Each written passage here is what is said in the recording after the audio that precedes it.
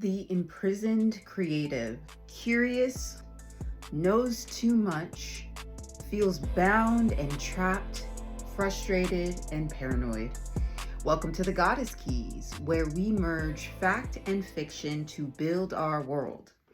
And in today's installment, we are going to take a look at what I'm calling the imprisoned creative. I also might title this video somewhere like the targeted individual, because it definitely has that feel to it as well, the archetype that I'm going to discuss today. So if targeted individual has been something that you've navigated, or you've navigated this feeling of being punished for being creative, being punished for your creations, then you would want to take a look at the imprisoned creative or targeted individual archetype. But I wanted to put in the wording of imprisoned creative specifically for this particular segment because creativity is the name of the game. It's almost like when you think about creation, it's supposed to be seen as this gift, this spiritual sort of inspiration as well.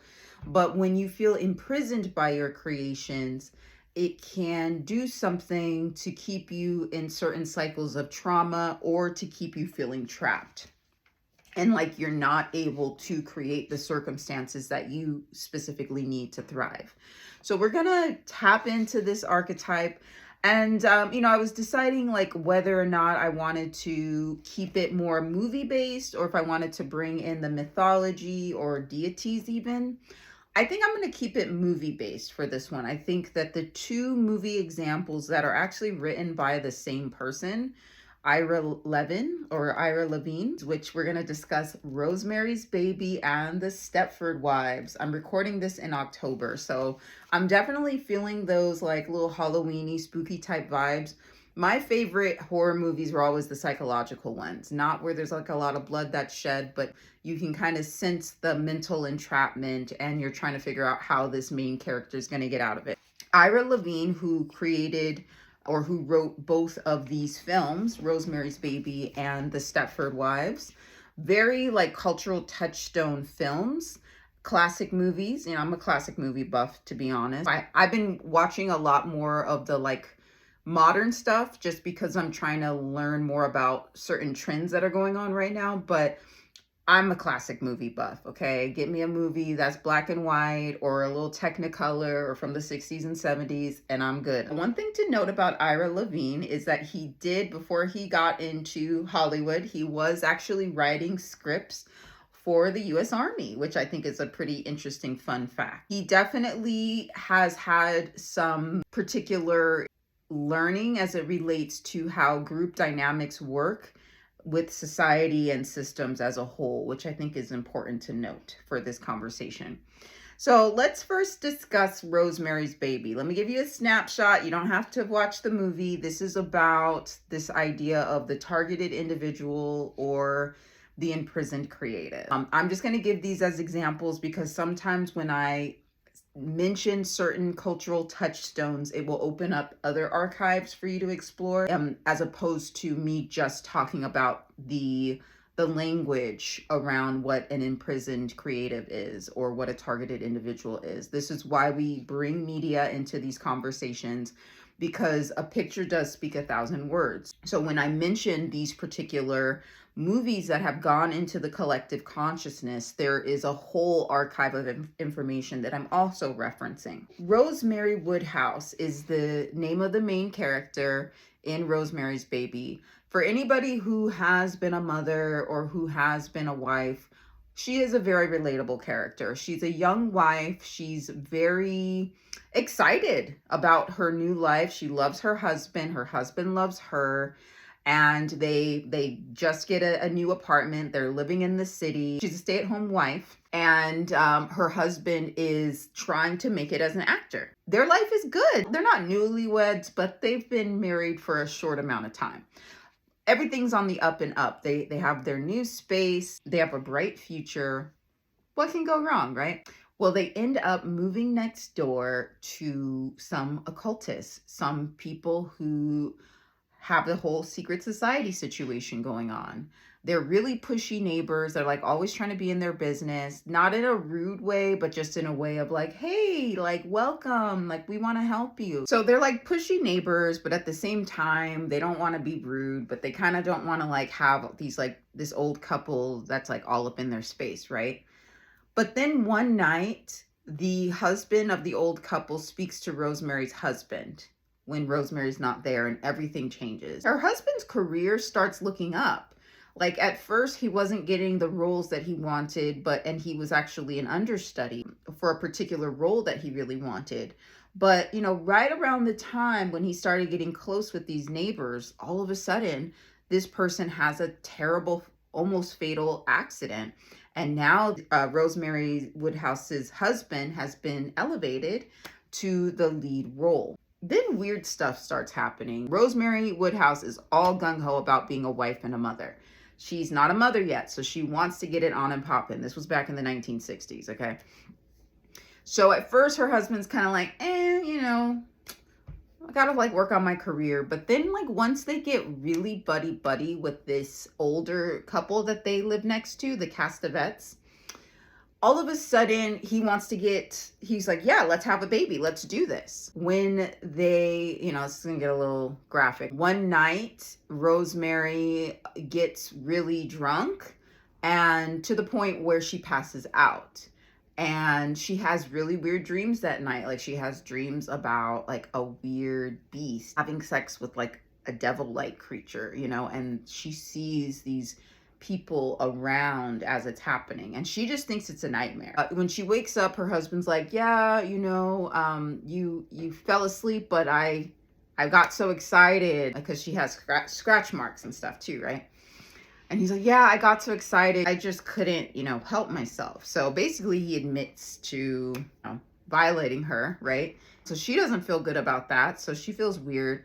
And then all of a sudden she's getting pregnant. Weird stuff is happening to her. She's like losing a lot of weight. She almost feels like the baby is like eating her from the inside out. Like she's super pale, and she also just is like craving raw meat. All of a sudden, like she can't just eat regular food. Now she wants to eat raw meat.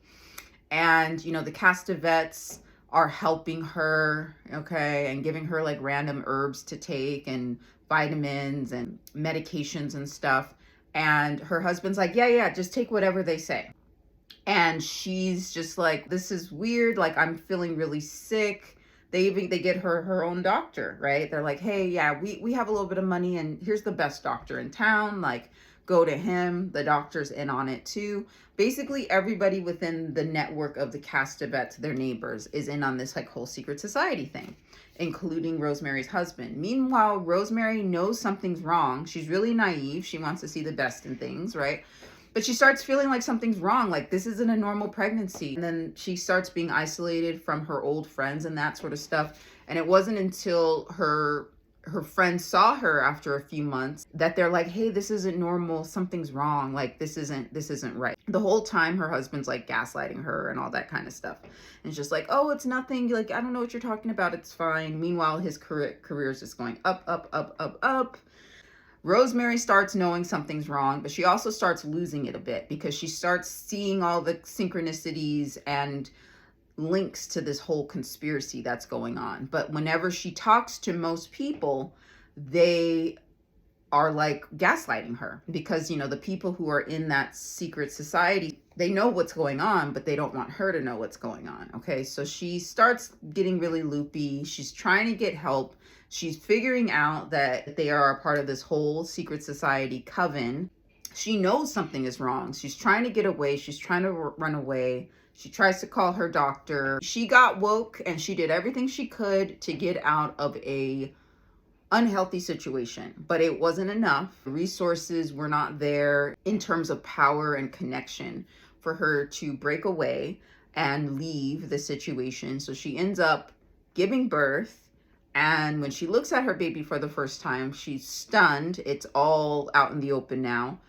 The baby that she is giving birth to is supposed to be Satan's son. And she doesn't know what to do because, before having the baby, she was all about like, these people are crazy. I'm leaving. Like, this ain't right. But she has the baby And she sees that her baby's very different, but she also has mother's love. She also has this need to nurture, this need to care. And so she ends up at the end of the film kind of joining the cult, right? Because they tell her, they're like, hey, we don't want to ostracize you from your baby. Like, he's going to be a great leader one day. He's going to lead the masses, but he needs a mother. Don't you want to be his mother? So she ends up conceding for the sake of mother's love. So that's one example of the imprisoned creative.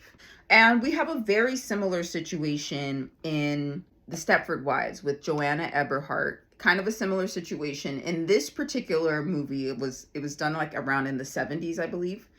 And there was a remake of the Stepford Wives. So I'm not talking about the one with Nicole Kidman, I think in like the early 2000s. I'm talking about the one in the 1970s. Joanna Eberhardt, she's a photographer. She lives in New York. She's kind of like living that whole independent woman life. She's definitely experienced that whole women's lib raw burning sort of thing. Like, that's kind of the vibe they're giving this character of Joanna.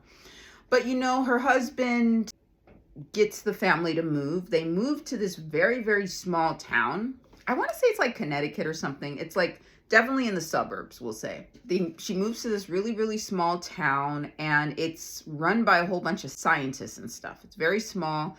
She gets there. The women are a little different. They all kind of dress up. They're like super Betty Crocker and really doting on their husbands. And it's weird to her. Like, she's like, this doesn't make sense. Like, this is so much different from the life that she lived when she was in New York and she was being a photographer and stuff.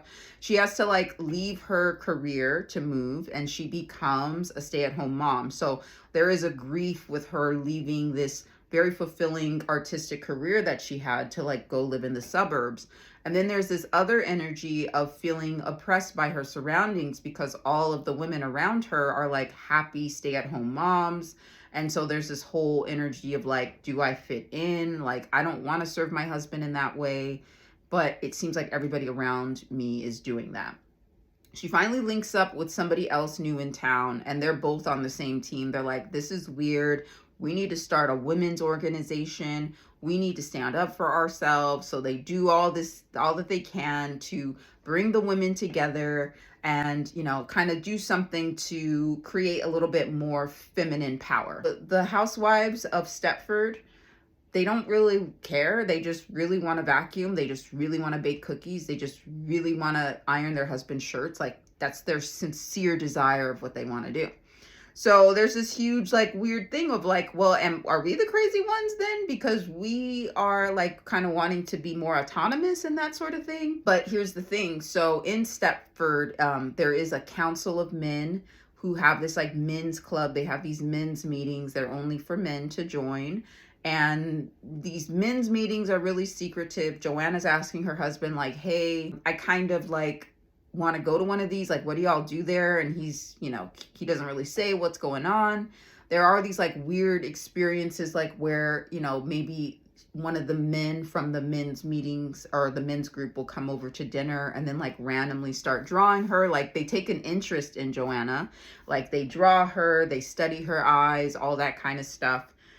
Come to find out, this men's group they're also like really heavy into genetics and cloning. And so the whole scheme that they have going on is bring these families into Stepford, and it's kind of the men who are in on it, where it's like, we want the perfect wife and we have the technology and the science to make the perfect wife.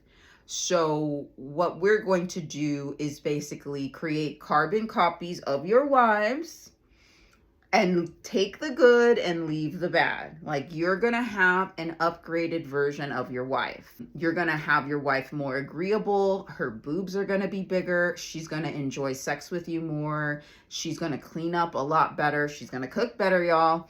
So that's the secret that's going on. Meanwhile, Joanna and her friend are like trying to figure out what's going on. They get really scared. One day, what they notice is that usually there will be like a trip planned between the husband and wife, and then the wife will get back and be completely changed, like into this carbon copy, like perfect wife sort of situation.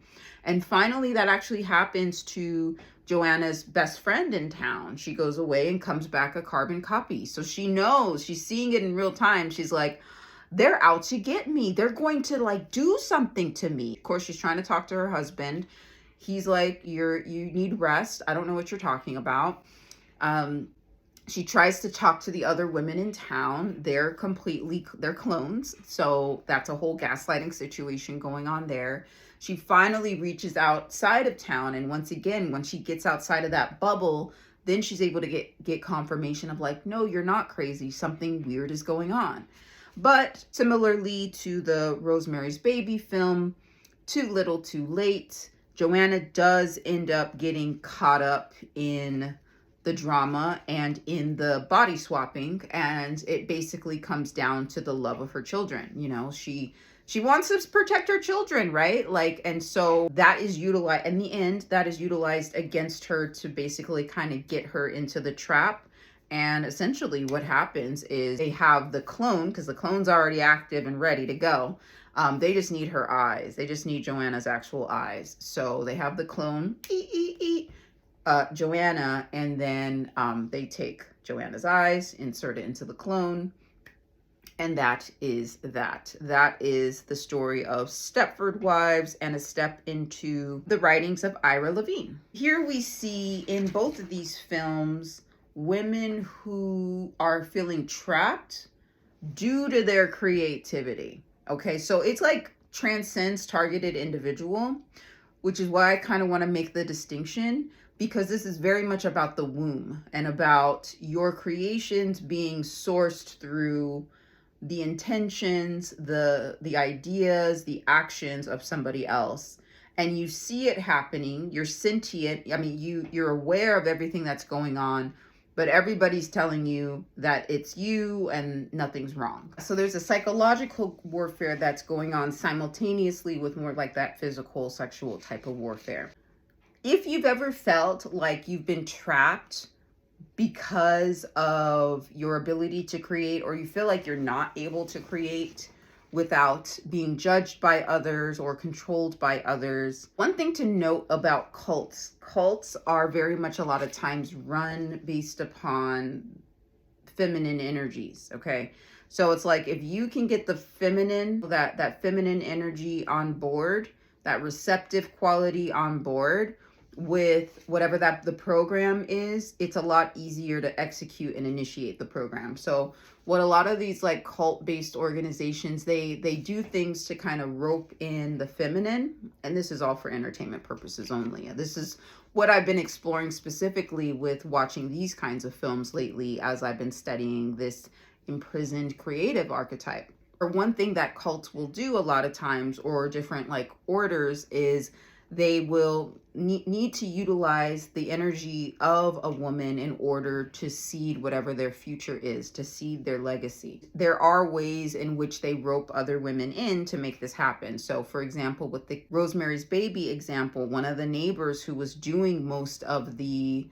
trickery and the sacrificing was a woman. And when we think about Stepford Wives, women were weaponized, or at least the emanation of them through cloning was weaponized in order to fulfill the agenda of this men's organization within the town of Stepford. The way that the archetype of the imprisoned creative, it can manifest differently. Sometimes the archetype of the imprisoned creative is somebody who's waking up from the simulation and now they want out, and they know that there's a conspiracy happening and they're ready for a more authentic life. Okay, and so they're doing all that they can, fighting to ensure that that happens.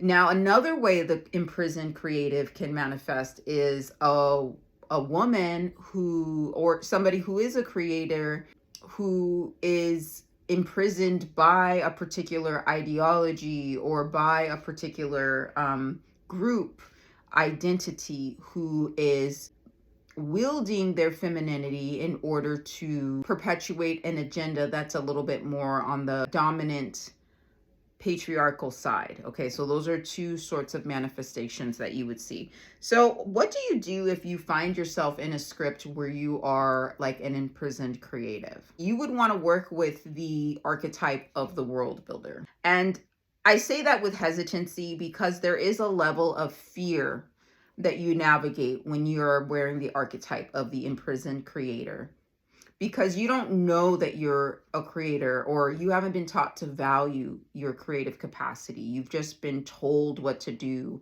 and how to create. And now you're at a point where you're waking up and you want more and you are ready for more autonomy. So what do? You want to move actually more into the emperor world builder energy, actually moving forward. Because I want to, like, a part of me wants to say like more move into the artist, but it's really hard to create when you are in an energy of fear and you feel as though you are being targeted or hunted down. Okay, kind of like a deer in the headlights kind of thing. That's like harder to navigate. You would want to really get into like a hyper masculine archetype and like really look into like the emperor archetype is a good one. The world builder archetype is a good one. You can check out my other, I'll link that video down below. You would want to really work on embodying those masculine energies of world building and like creating the world that you want to see. Now, that is a big archetype to step into when you're getting out of a feeling of imprisonment. So I think that a happy medium between those two to kind of support you on your path might be the maverick. So also I will connect the maverick archetype video that I did down below, because the maverick is a little bit more spunkier and it's not as big of a heavy crown to wear as the world builder. But you would want to play around with the energies of the maverick in order to get out of the imprisoned creative archetype. And then you would also want to express more artistically in your daily path. You would want to utilize your artistic creations to kind of propel you into a different situation. But instead of seeing yourself in a script where you're being hunted down, you would kind of want to gamify that energy and make it more of an energy of you are unlocking yourself. Like maybe you are getting yourself out of a weird web, or maybe you're getting yourself out of a locked room or something like that. You would want to like go into more of like a MacGyver sort of like energy where you're getting yourself out of a tough spot, okay? And have that craftiness and cleverness. And something that will support you with that energy is also working with the spider animal totem, because the spider rules the web. And if you're tied up in a web, or if you feel like enmeshed in a web of constriction, which a lot of times you can feel like if you feel trapped or imprisoned, well, then you would want to learn as much as you can about the architect of the web. Okay, so you can know how to get out of it, how the web was formed, that sort of thing. And then work on creating a new script or a new narrative for yourself. Okay, so this one's a tough one. It's like I don't have like a one archetype quote solution for it or suggestion for it. I would actually kind of merge it. I would study the emperor and the world builder and the maverick simultaneously, while also adopting the artist archetype. But you also want to understand, it's not enough to address the imprisoned creative archetype with just the artist archetype, because you also need to address the imprisonment, okay? And a lot of times that's a structural issue. So you would want to embody the energy of the world builder or the maverick, because the maverick's able to get out of sticky situations. The world builder is able to build new structures, okay? So you would want to study those energies on the side and basically utilize a fusion of art on ingenuity as well as gumption and audacity to create an out for you. But if you're caught up in the victim mentality, or you're going crazy, or no one believes you, or this is a conspiracy, if you stay in that script, it's really, really difficult to shift it. It's a tricky one, all right? This whole like you're going up against a whole collective sort of energy is not super fun. And it's tricky, and it requires an archetype cocktail for you to ingest to support you on your your world building journey. Okay. So if this is of interest to you, if you're interested in working with more archetypes, I do have an archetypes playlist, so check that out. Or if you are looking to make an archetypical shift, then I would suggest booking a Beyond the Birth chart reading where we can look at the archetypes that you're wearing in the simulation based upon your birth chart. And so we can transcend the architecture of that archetype so you can create your own. Archetypes are a science. They are calculated and they very much design the lives that we lead and the scripts that are written for us within the simulation. So we can't just address the script, we need to address the whole archetype, because that in itself is a technology that's running in your world. So we need to get at the archetype, and if we work on like the larger piece of the archetype, it's a lot easier to create a new script for the world that we want to see and the world that we want to live. And if you're interested in kind of learning more, check me out on Patreon. I have a lot of different like subliminals, and yeah, we're doing a lot of cool stuff in the month of October, let me tell you. So more on that to come. Sending you lots of love, joy, and peace until we meet again. Bye.